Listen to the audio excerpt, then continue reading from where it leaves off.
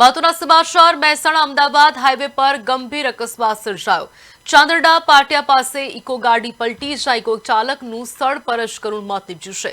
5 યુવકો ગંભીર રીતે ઇજાગ્રસ્ત થયા છે। રણુજાથી પરત ફરતી વખતે ગંભીર અકસ્માત સર્જાયો।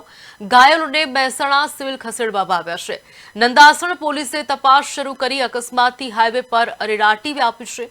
દર્શનથી પરત ફરતા સર્જાઈ હતી ગંભીર પ્રકારની દુર્ઘટના। પોલીસે ગુનો નોંધીને કાયદેસરની કાર્યવાહી હાથ ધરી છે।